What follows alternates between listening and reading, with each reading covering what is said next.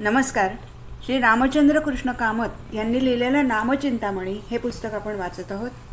आज आपण आद्यमंत्र ओंकार याचा पुढचा भाग म्हणजे मंत्रयोगाची 16 अंगे यातलं एक अंग जे भक्ती ते वाचून झालेलं आहे. दुसरं अंग आपण वाचायला घेतो आहोत. दुसरे अंग शुद्धी. मंत्रयोगाचे दुसरे अंग शुद्धी होय. या शुद्धीचे शरीर, मन, दिक आणि स्थान असे 4 भेद आहेत. यांना स्थानशुद्धी, दिकशुद्धी, वाक्शुद्धी आणि अभ्यंतर शुद्धी असे म्हणतात. दिकशुद्धी म्हणजे पूर्वमुख अथवा उत्तरमुख बसून नित्य यथाविधी जप करावा व रात्रीच्या वेळी उत्तरमुख बसून देवकार्य नेहमी करावे. उत्तरमुख बसून नित्य यथाविधी जप करावा व रात्रीच्या वेळी उत्तरमुख बसून देवकार्य नेहमी करावे. दिकशुद्धीद्वारा साधकाला साधनामध्ये सिद्धीची प्राप्ती होते व साधकाचे मन वशीभूत होते. यासाठी दिकशुद्धीचा विचार अवश्य राखला पाहिजे असे योग संहितेत सांगितले आहे. आता कार्यशुद्धी. साधनक्रियेच्यासाठी मनुष्याला सर्वांच्या आधी स्नान कार्य केले पाहिजे. शास्त्रात स्नाने 7 प्रकारची सांगितली आहेत. मांत्र, भौम, आग्नेय, वायव्य, दिव्य, वारुण, मानस ह्याप्रमाणे स्नानाचे 7 भेद आहेत. आपोहिष्टा आदी मंत्राचे जलप्रोक्षण करून घेणे हे मंत्रस्थान होय. ओल्या वस्त्राने शरीर उत्तम प्रकारे पुसून घेणे याला भौम स्नान म्हणतात. भस्म धारण केल्याने आग्नेय स्नान होते. गोधुलीचा शरीरावर लेप अथवा त्याचा स्पर्श हे वायव्य स्नान होय. पाऊस लागत असताना सूर्याचे ऊनही पडते त्यावेळी त्या वृष्टीजलात स्नान करणे याला दिव्य स्नान म्हणतात. आणि पाण्यात बुडून स्नान करणे यास वारुण स्नान म्हणतात. व अनंत सूर्यासारख्या प्रभेने युक्त चतुर्भुज, कमलपत्राक्ष, सत्वगुणमय भगवंताच्या रूपाचे ध्यान करणे हे मानस स्नान होय. ह्याप्रमाणे बाह्यशुद्धीच्या द्वारे आत्मप्रसाद व इष्टदेवाची कृपा उपलब्ध होते. आता स्थानशुद्धी. ज्याप्रमाणे गंगाजलाने शरीराची शुद्धी होते आणि गोमयाने भूमीची शुद्धी होते त्याप्रमाणे पंचशाखायुक्त स्थान अर्थात अश्वत्थ, वट, बिल्व, आवळा, अशोक या पंचवृक्षांनी युक्त त्या वृक्षांखालील स्थान सिद्धी प्राप्त करून देणारे आहे. गोशाला, गुरुगृह, देवमंदिर, वनस्थान, तीर्थादी पुण्यक्षेत्रे व नदीतीर ही स्थाने सर्व काळ पवित्र समजली जातात. स्थानशुद्धीच्या द्वारे पवित्रता आणि पुण्यवृद्धी प्राप्त होते. आता अंतशुद्धी.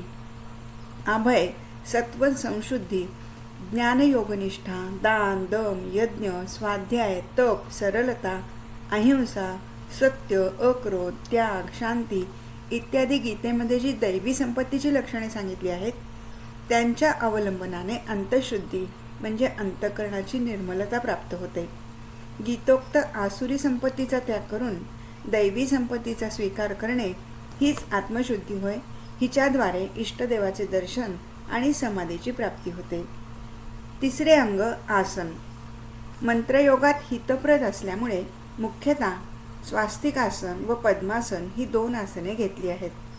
आसनभेद, आसनशुद्धी आणि आसनक्रिया या तिन्हीच्या द्वारे आसनसिद्धी होत असते.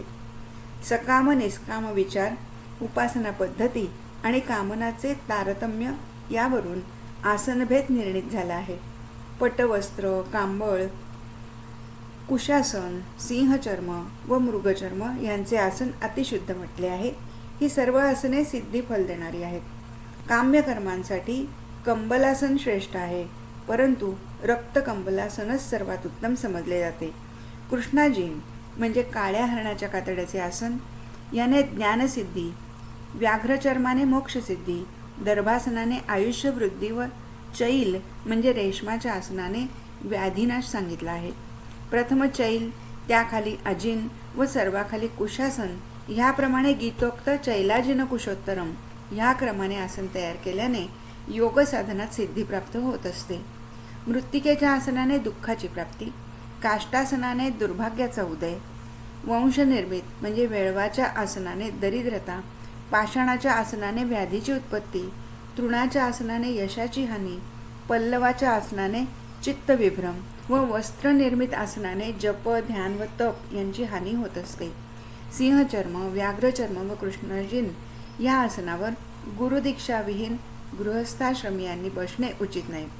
अशा आसनावर गृहस्थाश्रमी लोक केवळ गुरु आज्ञा मिळाल्यानंतरच बसू शकतात, परंतु स्नातक ब्रह्मचारी यांनी या आसनावर उदासीनाप्रमाणे बसावे. असो, उचित आसनावर बसून पृथ्वी त्वया धृता लोका या मंत्राने ऋषीनाम उच्चारणपूर्वक मेरुपृष्ठ इत्यादी क्रमाने छंद वगैरेचा उच्चार करून आसने विनियोगाद्वारे आसनशुद्धी करून सुखाने जपपूजादी कर्मे केली असता सिद्धी प्राप्त होते. तसे न केल्यास साधन कार्य निष्फल होते. या सर्व विषयांचे प्रमाण योगशास्त्रात पाहून घ्यावे. चौथे अंग पंचांग सेवन. योगशास्त्रात सांगितले आहे, गीता, सहस्रनाम, स्तव, कवच व हृदय या ज्ञाते लोक पंचांगे म्हणतात. आपापल्या उपासना संप्रदायानुसार गीता व आपापल्या पद्धतीप्रमाणे उपास्य देवतेचे सहस्रनाम, स्तवराज, कवच व हृदय यांचा नियमपाठ केल्याने योगी कल्मषरहित होऊन योगसिद्धी प्राप्त करून घेणारा होतो.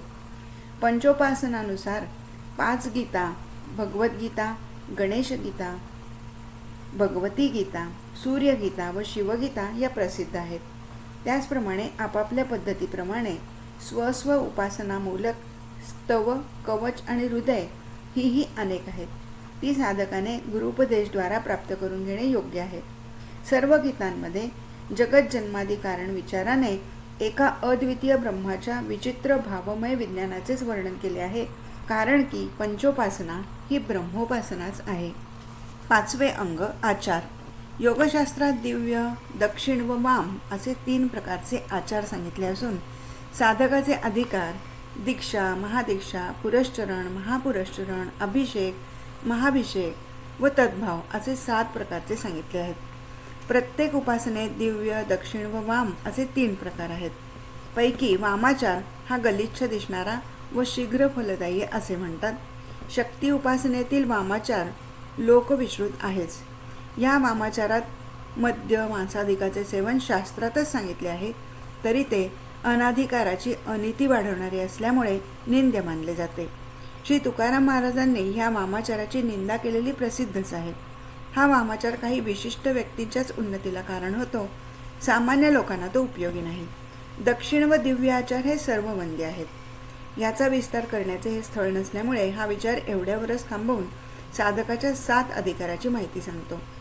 जेव्हा गुरुदेव कृपा करून शिष्याला देवता आणि मंत्र यांचा उपदेश देतात, तेव्हा त्या साधकाच्या अधिकाराला दीक्षा असे म्हणतात. पुढे त्या साधकाचा अधिकार वाढला असता गुरुदेव जेव्हा साधनाबरोबर गुरुलक्षयुक्त योगक्रियेचा उपदेश देण्याला प्रारंभ करतात व शिष्यास प्रतिज्ञाबद्ध करून सोडतात, तेव्हा त्या उन्नत अधिकाराला महादीक्षा म्हणतात. मग त्या गुरुलक्षयुक्त साधनाच्या द्वारे साधक क्रमाने मंत्रसिद्धीला प्राप्त करून घेतो, याला पुरश्चरण म्हणतात. ग्रहणादी पर्वकाळात जे साधारण रीतीने मंत्र पुरश्चरण केले जाते त्या क्रियेला पुरश्चरण असे नाम आहे. परंतु विशेष क्रियासाध्य, कालसाध्य व उपदेशसाध्य जे पुरश्चरण होते त्याला महापुरश्चरण म्हणतात. पुरश्चरणद्वारा सिद्धिलाभ झाल्यानंतर साधक उन्नत अधिकाराला प्राप्त होत असतो. त्यानंतर जेव्हा श्री गुरु शिष्याला साधनासंबंधी गुप्त रहस्याचा उपदेश करण्याला पात्र समजतात व संस्कार प्रदानद्वारा शिष्याला गुप्त रहस्याचा भेद दाखवून आनंद राज्याचा अधिकारी करतात, तेव्हा त्या विधीला अभिषेक असे म्हणतात. पंचदेवात्मक पंचसंप्रदायामध्ये या अभिषेकाला निरनिराळी नावे ऐकू येतात. जेव्हा श्री गुरुनाथ अत्यंत उन्नत अशा संस्काराच्या द्वारे साधकाला आपल्या समान करून आपणात मिळवून घेतात, तेव्हा त्या संस्काराला महाभिषेक असे म्हणतात. कोणी त्याला पूर्णाभिषेकही म्हणतात. अशा पूर्णाभिषक्त साधू पुरुषात कर्तुम अन्यथा कर्तुम सामर्थ्य असते. अशा महात्म्याला कोणावरही अनुग्रह करून त्यांना अमृततुल्य बनवता येते. कर्नाटक प्रांतात एका ब्राह्मण साधू पुरुषाने एका मुसलमानाला तसे केलेले ऐकिवात आहे. तसेच श्री गोरक्षनाथांनी गोमंतक प्रांतात एका महाराला गायत्री मंत्राचा उपदेश करून त्याला त्रिकालज्ञानी करून सोडले होते. या गोष्टी वाचकांकरता पुढे सवडीनुसार देण्याचा विचार आहे. असो, आता शेवटचा अधिकार सांगतो. आध्यात्मिक उन्नतीच्या द्वारे उपासक जेव्हा सर्वोच्च अवस्था प्राप्त करून घेऊन नामरूपाची ऐक्यता पदरात पाडून घेण्यास समर्थ होऊ लागतो, तेव्हा त्या सर्वोत्तम अधिकाराला तद्भाव असे म्हणतात. या भावाच्या द्वारे साधकाची आपल्या इष्टदेवतेशी एकता स्थापन होऊ लागते. आणि ह्याच अवस्थेने महाभावाची प्राप्ती होत असते. या सर्वांचे प्रमाण योगशास्त्रात जिज्ञासूंनी पाहावे. 6वे अंग धारणा. बाह्य व अभ्यंतर भेदाने धारणा 2 प्रकारची होते. मंत्रयोगात धारणा परम सहाय्यक असते. बाह्य पदार्थामध्ये मनाचा योग केला असता बहिर्धारणेने साधन व सूक्ष्मातिसूक्ष्म अंतर्जगातील विषयामध्ये मनाचा योग केला असता अंतर्धारणेचे साधन होते. धारणेची सिद्धी श्रद्धामूलक आणि योगमूलक आहे. धारणेची सिद्धी प्राप्त करून घेतलेल्या योग्याला मंत्रसिद्धी, भक्ती, आचार, प्राणसंयम, देवता सान्निध्य, दिव्य देशात दैवी शक्तीचा आविर्भाव आणि इष्टरूप दर्शन ही सर्व प्राप्त होतात. मंत्रामध्ये सिद्धी मिळवण्याकरता मंत्राला संस्कार आणि चैतन्य द्यावे लागते. हे कार्य खाली दिलेल्या 10 प्रकारांनी होऊ शकते. मंत्रार्थ मंत्र चैतन्य.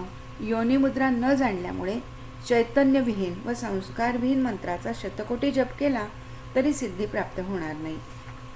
याकरता मंत्राचा संस्कार अवश्य केला पाहिजे.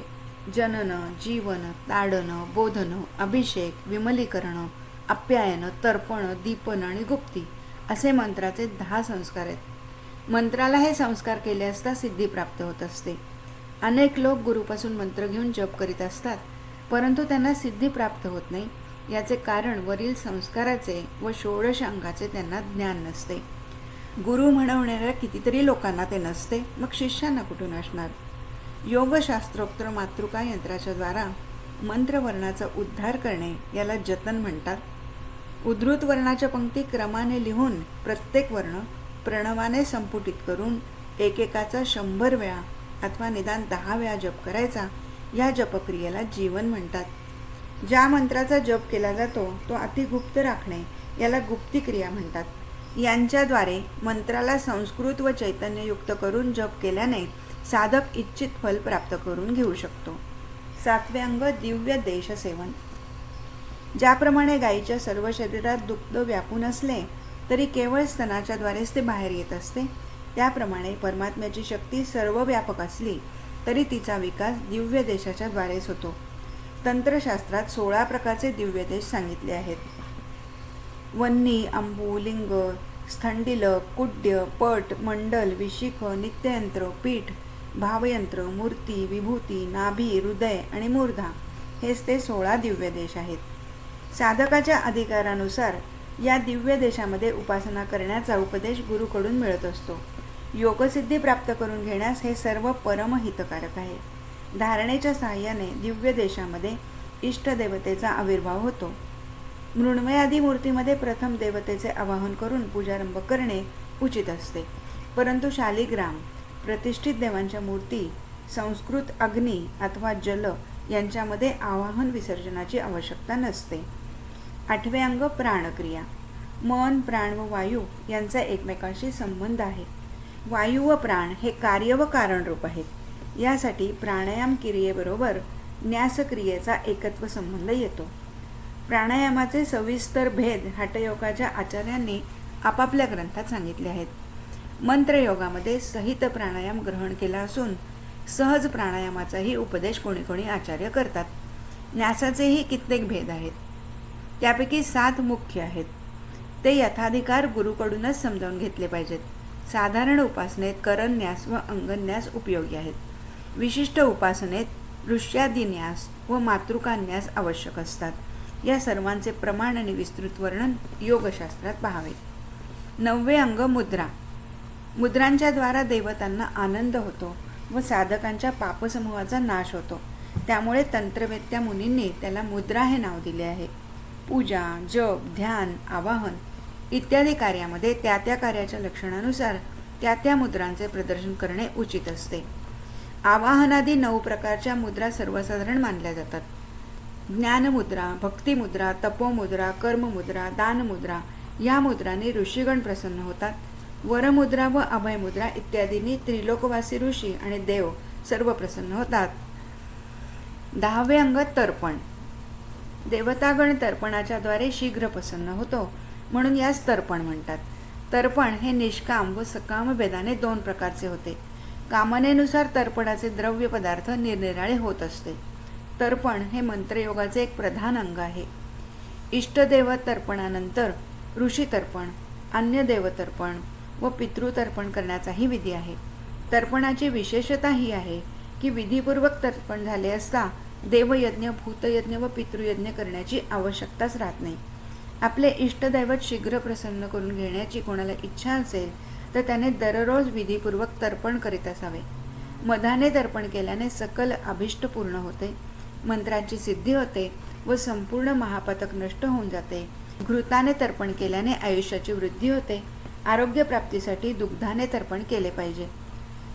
नारिकेल जलयुक्त जलाने तर्पण केले असता निखिल अभिष्टांची सिद्धी होते वगैरे भिन्न भिन्न प्रकारच्या तर्पणाचे फल आर्यशास्त्रात सांगितले आहे. 11वे अंग हवन. नित्य होमाच्या द्वारे इष्टदेव प्रसन्न होतो. सर्व देवांची तृप्ती होते व अभिष्ट सिद्ध होते. वैष्णव, शाक्त, शैव आदी करून सर्व संप्रदायांच्या साधकांनी याप्रमाणे नित्य हवन करणे उचित आहे. प्रथम आपल्या इष्टदेवता प्रित्यर्थ आहुती देऊन अन्य देवदेवतांना आपल्या इष्टदेवतेचे अंगीभूत समजून त्यांच्या संवर्धनार्थ, संतोषार्थ आहुती प्रदान करणे योग्य आहे. 12वे अंग बली. इष्ट उपासनेमध्ये विघ्नाच्या शांतीपासून सफलता होत नाही. या विघ्न शांतीकरताच बलिदान केले पाहिजे असते. बलीच्या साधनामध्ये आत्मबली हा सर्वात श्रेष्ठ आहे. आत्मबलीच्या द्वारे अहंकाराचा नाश होऊन साधक कृतकृत्य होतो. बलीच्या साधनात कामक्रोधाधिक रिपूंचा बली द्वितीय स्थान आहे. हा विषय अंतर्योग साधनाचा म्हणजे अंतरंग साधनाचा आहे. पूजेच्या नंतर अवशिष्ट द्रव्यद्वारा जो बली दिला जातो तो इष्टदेवतेच्या प्रसन्नतेसाठी उत्तम फलाचा दिला जातो. काही संप्रदायात यज्ञपशूचा बली देण्याचा विधी प्रचलित आहे. हे सर्व बलीचे भेद त्रिगुणाच्या भेदानुसार आहेत. प्रथम विधीपूर्वक आपल्या इष्टदेवाला बली समर्पण करून नंतर अन्य देवांना बली द्यावेत व भक्तियुक्त साधकाने त्यानंतर पितरांप्रित्यर्थ बलिदान करावे. पुन्हा भूतमात्रांच्या तृप्तीसाठी श्वान, चांडाल, काक आदी पक्ष्यांना घराबाहेर भूमीवर अन्न टाकावे. हा वैश्वदेव विधी प्रातःकाळी व संध्याकाळी नित्यशः करणे उचित आहे. 13वे अंग याग. आंतरयाग व बहिर्याग असे 2 प्रकारचे याग आहेत. आंतरयागाचा महिमा सर्वात श्रेष्ठ आहे. मानसयाग, मानस जप व मानस कर्म याकरता कालशुद्धी, देशशुद्धी व शरीरशुद्धीची मुळीच अपेक्षा नाही. ही सर्व काळी समान होऊ शकतात. 16 दिव्य देशामधून कोणत्या तरी देशाचे अवलंबन करून याग साधन करणे उचित आहे. स्थूल देशापेक्षा सूक्ष्म देश कोटीगुण फलप्रद आहे. योगसिद्धीनंतर जपसिद्धीबरोबरच ध्यानसिद्धी होते व ध्यानसिद्धीने समाधी प्राप्त होते. योगसिद्धीच्या द्वारे देवता साक्षात्कार व दिव्य देशामध्ये इष्टदेवाचा आविर्भावही होतो. बाह्यपूजेमध्ये प्रथम मूलमंत्राचा उच्चार करून पुन्हा देय वस्तूचा उच्चार करावा. नंतर संप्रदानाचा म्हणजे ज्याला वस्तू समर्पण करायची त्याचा उच्चार करून समर्पणार्थक पदाचा उच्चार करावा. ह्याप्रमाणे सर्व उपचार देवाला अर्पण केले पाहिजेत. उपचार संख्येमध्ये 1विंशती, 16, 10 व 5 असे 4 प्रकारचे भेद योगतत्वज्ञ महर्षींनी केलेले आहेत. 14वे अंग जप. मननामुळे त्राण म्हणजे रक्षण करतो म्हणून त्यास मंत्र असे म्हणतात. आता जप कसा करायचा ते सांगू. प्रापंचिक विषयापासून मनाला हटवून मंत्राच्या अर्थाचे मनन करीत करीत व उच्चारणामध्ये फार त्वरा किंवा फार सावकाशपणा न करता मध्यम वृत्तीने जप करावा. मंत्राचे वारंवार आवर्तन करणे याला जप म्हणतात. हा जप 3 प्रकारचा असतो: मानस, उपांशू व वाचिक. ज्या मंत्राचा ध्वनी जप करणाऱ्यालाही ऐकू येऊ शकत नाही तो मानसिक जप होय. जो जप करणाऱ्याला मात्र ऐकू येतो तो उपांशू होय व जो मंत्र वाणीने उच्चारला जातो व दुसऱ्यालाही ऐकू येतो तो वाचिक जप होय. वाचिक जपापेक्षा उपांशू जप श्रेष्ठ व उपांश जपापेक्षा मानस जप श्रेष्ठ. याचे आणखी एका ठिकाणी पुढे लिहिण्याप्रमाणे लक्षण सांगितले आहे. जप मोठ्याने करू नये. एकांतात निरलसपणे स्वस्थ चित्ताने मुकाट्याने म्हणजे ओठ झाकून अथवा मनाने चिंतन करावे. नाना प्रकारच्या स्थूल विधियज्ञापेक्षा जपयज्ञ 10 पटीने श्रेष्ठ आहे. त्यातही उपांशु जप 100 पटीने व मानस जप 1000 पटीने श्रेष्ठ आहे. उपांशु जप म्हणजे दोन्ही ओठ हळूहळू हलवीत मंत्राचा हलक्या स्वराने म्हणजे दुसऱ्याला ऐकू न जाईल अशा स्वराने ओठातल्या ओठात जप करणे. वाचिक व मानसिक जपाचे लक्षण उघडच आहे. प्रथम वाचिक, नंतर उपांशू व नंतर मानसिक असा हळूहळू अभ्यास करावा. दुसरे, अति त्वरेने जप करण्याने धनक्षय व अति सावकाश जप करण्याने रोग होतो. याकरता परस्परास लागून असलेल्या पण विरळ राहणाऱ्या मोत्याच्या हाराप्रमाणे जप करावा. तिसरे, जो साधक जप करतेवेळी आपल्या मनाचा शिव, शक्ती किंवा वायू यावर संयम करू शकणार नाही, तो पाहिजे तितके कल्पपर्यंत जप करी नका, त्या सिद्धी दुर्लभ आहे. चौथे, उपासकाला हेही आवश्यक आहे की देवमंदिरात किंवा साधनोपयोगी एकांताच्या घरात बसून जपसाधन करावे. साधनस्थान गोमय, गंगाजल वगैरेने शुद्ध केलेले असावे. तसेच उत्तम भावपूर्ण चित्रांनी ते सुशोभित केलेले असावे, ज्या योगाने चित्रात पवित्रता उत्पन्न होते. साधनगृहात म्हणजे आपल्या या ध्यान मंदिरात तामसिक व राजसिक कार्य तसेच दुष्ट मनुष्याचा प्रवेश होता कामा नये. मोक्षाभिलाषी साधकाने तर गंगा तीर, पंचवटी, अरण्य, स्मशान, तीर्थ आदी करून प्रदेशाचे आपापल्या संप्रदायानुसार सेवन करून साधन करावे. विशेष सिद्धी लाभ करून घेण्याची इच्छा असेल तर भूमीमध्ये खळगा खणून भुयार करून तिथे योगगृह बनवून निरुपद्रव होऊन साधन करावे. विशेष प्रकारच्या पुरश्चरणाधिकाने जर मंत्रसिद्धी न होईल तर पुन्हा पूर्ववतच करावे. त्यानेही न होईल तर पुन्हा तिसऱ्यांदा करावे.